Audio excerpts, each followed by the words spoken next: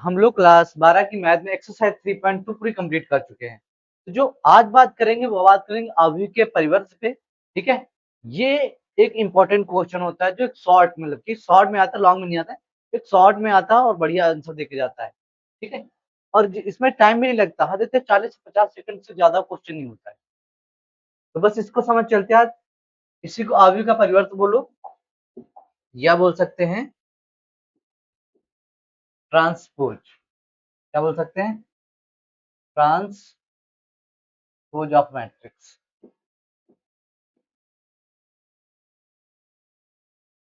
इसमें करना क्या है, सीधी सिंपल सी बात। ठीक है, तुमको शॉर्ट में क्या लिखना है कि पंक्ति को कॉलम में और कॉलम को पंक्ति में ठीक बदलना है। समझ गए? पंक्ति को कॉलम में कर देना है, कॉलम को पंक्ति में कर देना है, बस सिंपल सी बात है। एग्जाम्पल देखो, उदाहरण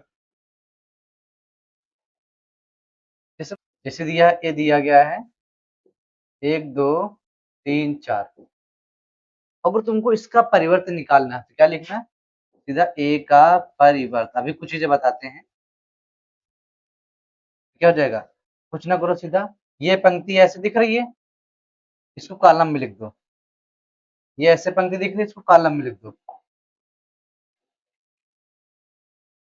जितनी भी पंक्ति उसको कॉलम में लिख दो, तो कॉलम है पंक्ति में वो ऑटोमेटिक हो जाता है। देखो ये ऐसे कॉलम में था, देखो ऐसे पंक्ति में आ जाता है, वो ऑटोमेटिक। एक चीज को चेंज करोगे दूसरा ऑटोमेटिक चेंज हो जाता है। सीधी सी बात है, एग्जाम्पल हो जाएगा एक। लेकिन अब देखो क्या करना है, पंक्ति को कॉलम में बदलना, कॉलम को पंक्ति में बदलना ही क्या कहलाता है? अवयव का परिवर्तन कहलाता है। लेकिन देखो इसको जो है हम अगर प्रदर्शित करेंगे तो ऐसे ए की पावर टी, या बोलेंगे ए डैश, इसे बोलते हैं ए का परिवर्त। ठीक है, मतलब कि ट्रांसपोज या बोलेंगे डैश। समझ गया? जैसे ये क्वेश्चन लिखा हुआ है, ए बराबर दिया गया था ना, ए का परिवर्तन लिखा, तो उसको डायरेक्ट भी लिख सकते थे, ए की पावर टी बराबर 1 3 2 4। समझ गए? ये होता है अवयव का परिवर्तन। अगर जो आगे बात की जाए, अगर देखो अब सिंपल सी बात देखो, एक एग्जांपल और लिखता हूँ यहाँ पे। उदाहरण नंबर 1 था, उदाहरण नंबर 2।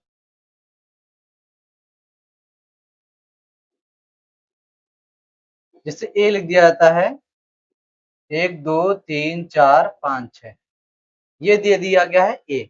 अगर इसका तुम ट्रांसपोज निकालोगे ए की पावर टी, तो क्या जाएगा? ये ऐसे पंक्ति में ऐसे कॉलम में हो जाएगा, ऐसे पंक्ति में है ऐसे कॉलम में हो जाएगा, ऐसे पंक्ति में ऐसे कॉलम हो जाएगा। अब एक चीज देखोगे, ये जो था इसमें पंक्ति कितनी थी? 1 2 3, और स्तंभ कितने थे? 2। तो इसकी कोटि थी 3 × 2।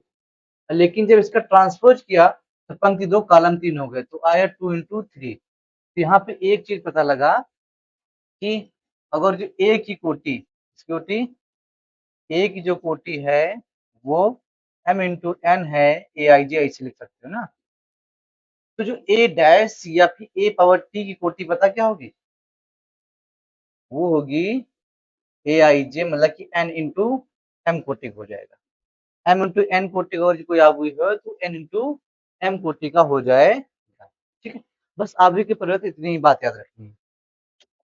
आगे देखो आबू के गुण।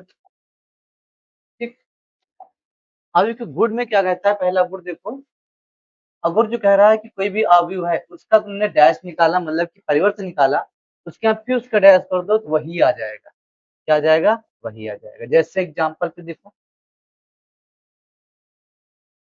इसे ए दिया गया है 2 3 0 5, इसका हमने ए डैश निकाला तो क्या आ जाएगा? 2 3 ऐसे हो जाएगा, 0 5 ऐसे हो जाएगा। अब इसका फिर से डैश का डैश निकाल दो तो क्या हो जाएगा? पंक्ति है फिर 2 0 हो जाएगा, ये पंक्ति कॉलम में हो जाएगा। तो देखो यही तो ए है, मतलब ए डैश का डैश क्या हो जाएगा? ए। जैसे मान लो कोई भी चीज ऐसे सीधी है उसको बदल दोगे, फिर बदल दोगे तो सीधी हो जाएगी। मतलब ए डैश के डैश क्या होता है, ए ही होता है। समझ गए बात को।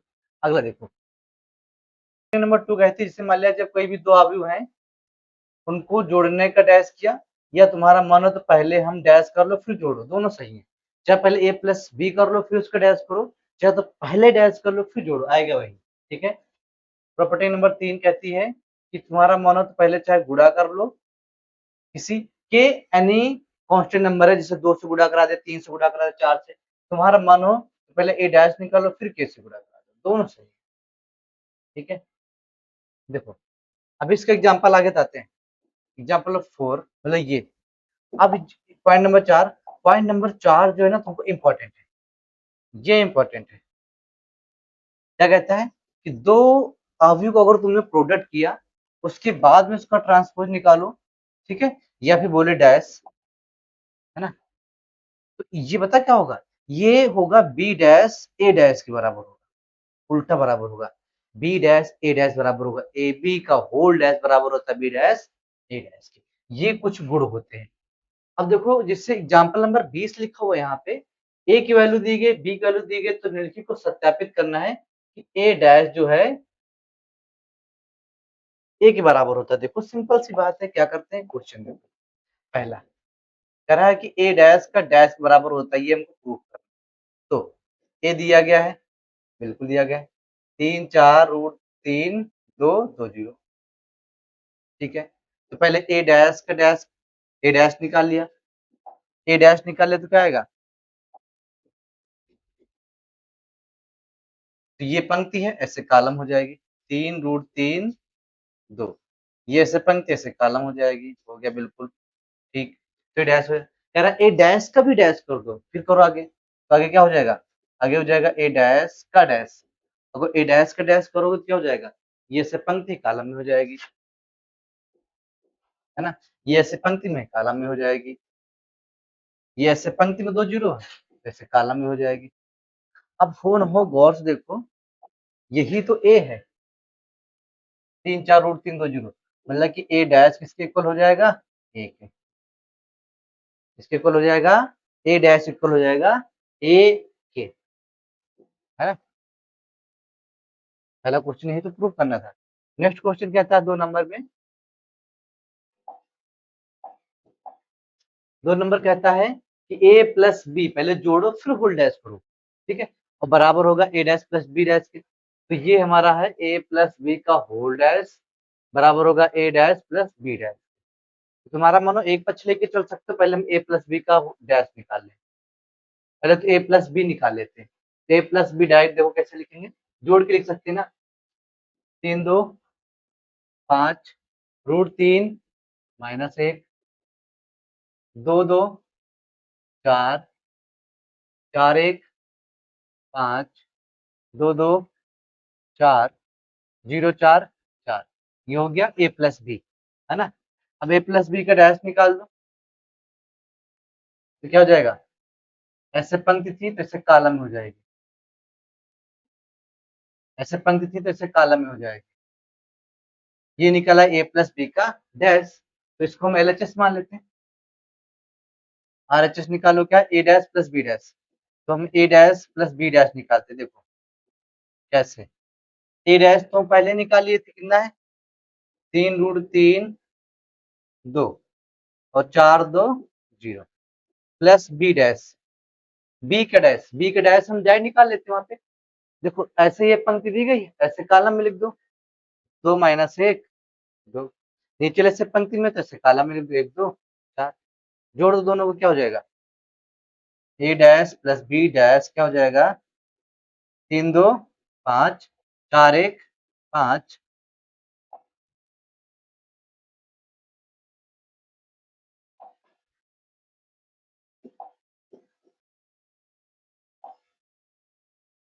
3 2 5 4 1 5 √3 √-1 2 2 4 हो जाएगा, 2 2 4, 0 में 4 जुड़ेगा 4। देखो यही तो आया था ए प्लस बी का डैश, 5 √3 मतलब क्या लिख सकते हो, एल एच एस बराबर क्या हो जाएगा, आर एच एस। दोनों कैसे होंगे, बराबर होंगे। तो प्रॉपर्टी भी पढ़ के आए थे। अच्छा, प्रॉपर्टी नंबर 3 कहता है कि केबी का डैश बराबर होगा केबी डैश, मतलब केबी का होल डैश बराबर होगा केबी डैश के। देखो अगर इसको हम यहीं पे क्वेश्चन बताएं,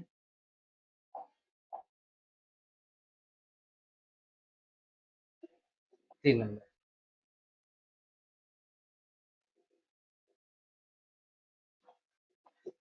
कह रहा है केबी का डैश, तो पहले हम केबी का डैश बराबर किसके कर सकते हैं, तुम्हारा मानो के बी का डैश कर सकते हो। के के ऊपर डैश क्यों नहीं लगाया, क्योंकि के एक गिनती है, जैसे 2 4 6 5, उसको नहीं लिख सकते डैश में, ठीक है। तो पहले हम के बी निकाल लेते, तो पहले के बी कितना होगा देखो, मतलब बी में गुणा करा के लिख दो, 2k माइनस का एक के 2k और एक के और 2k 4 के 4k, ठीक है, ये के बी हो गया।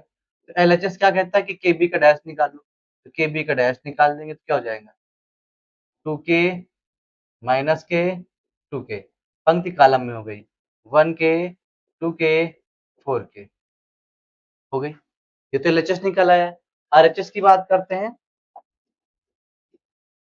आरएचएस कहता है कि तुम बी डैश में गुणा करा लो, के लिखा, बी डैश कितना है, बी डैश लिख सकते डायरेक्ट, 2 माइनस 1 2 और 1 2 4, तो क्या होगा, गुणा करो जरा, 2k और के 1k माइनस के 2k 4k, यही तो देखो एलएचएस है। सेम क्या हो गया, बराबर हो गया आरएचएस, एलएचएस बराबर आरएचएस, सिंपल क्वेश्चन, कठिन नहीं है। नेक्स्ट क्वेश्चन देखो, 21 नंबर, 21 कह रहा है कि ए दिया गया, बी दिया गया, तो ए बी का डैश, पहले ए बी निकालना पड़ेगा। तो उनको क्या निकालना पड़ेगा, ए बी। तो ए बी के लिए हम पहले ए लिखेंगे, 2 4 5 और बी लिख दिया है 1 3 माइनस का 6, ठीक है। देखो अब गुणा कराना कैसे होता है, पंक्ति इंटू कॉलम, पंक्ति इंटू कॉलम, तो गुणा कराओ क्या हो जाएगा, माइनस 2 1 2, फिर इसकी पंक्ति का हो गया, अब 2 तिया 6, फिर 2 छक्का 12 हो जाएगा। पहली पंक्ति पहला कॉलम, पहली पंक्ति दूसरा कॉलम, पहली पंक्ति तीसरा कॉलम, ठीक है। अब दूसरे में जाओ, 4 के 4, 4 तिया 12 और 4 छंग 24, ठीक है। 5 के 5, 5 तिया 15, 5 का 30, हर एक पंक्ति का हर एक कॉलम, पहली पंक्ति पहला कॉलम, पहली पंक्ति दूसरा कॉलम, पहली पंक्ति तीसरा कॉलम, ऐसे दूसरे में कराया, यही तो रूल होता है गणित का, ठीक है। तो ये हमने निकाल लिया ए बी। अच्छा गुरु जी, ए बी का डैश करोगे तो क्या आ जाएगा, ए बी का डैश कर देंगे तो जो पंक्ति में इसको कॉलम में कर लेंगे, जो कॉलम उसको पंक्ति में कर लेंगे, कैसे, -2 -6 12, 4 12 15, अगली कितनी हो जाएगी, 5 15 माइनस का 30, तो छूट गया क्या, 2 4 5 ऐसे लिख दिया, 6 12 15 ऐसे लिख दिया, 12 और यहाँ पे है -26 30, ये ऐसे था ऐसे लिख दिया, ठीक। ये हो गया एलएचएस कह सकते हो, हाँ ये हो गया एलएचएस। अब निकाल लेते आरएचएस। आरएचएस कहता है कि बी डैश गुणा ए डैश से करा लो, तो पहले बी डैश लिख लेंगे, बी डैश देखो ऐसे पंक्ति में ना ऐसे कॉलम में लिख दो इसको, 1 3 माइनस का 6 इंटू ए डैश क्या है, ऐसे पंक्ति जो चीज है उसको कॉलम में लिख दो, -2 4 5, कैसे करेंगे, पंक्ति इंटू कॉलम, पहली पंक्ति पहला कॉलम, तो 2 के 2, पहली पंक्ति दूसरा कॉलम, 4 के 4, पहली पंक्ति तीसरा कॉलम, 4 5 के 5। अब आ जाओ दूसरे पे, 3 दूना 6, 3 चौको 12, 3 पट 15, 6 दूनी 12, 6 चौको 24, ठीक, 6 पंचा 30, समझ गए। अब गौर से देखोगे, -2 -6 4 12 5 15 12 माइनस का यहाँ पे 26 आ गया, 4 6 24। ठीक, ये दोनों क्या हो जाएंगे बराबर, तो कह सकते हो LHS बराबर क्या हो जाएगा RHS। मतलब कि AB का जो होल डैश है बराबर किसके होता है B dash A dash. A dash B dash बराबर नहीं होता है, AB का होल डैश बराबर होता है B dash into A dash के, आगे पीछे होता है। नेक्स्ट क्वेश्चन, अब यहां से देखो एक चीज, इसको हम आराम से पढ़ाएंगे, इससे क्वेश्चन पता लॉन्ग में आता है और ठीक है इंपॉर्टेंट हो भी। सममित और विषम सममित आव्यूह के योगफल के रूप में लिखिए, चाहे मन हो तो प्रीवियस ईयर का क्वेश्चन देख भी सकते हैं। सममित तथा विषम सममित आव्यूह के योगफल के रूप में लिखना, इससे यहाँ से क्वेश्चन पक्का बनता है। समझ गए।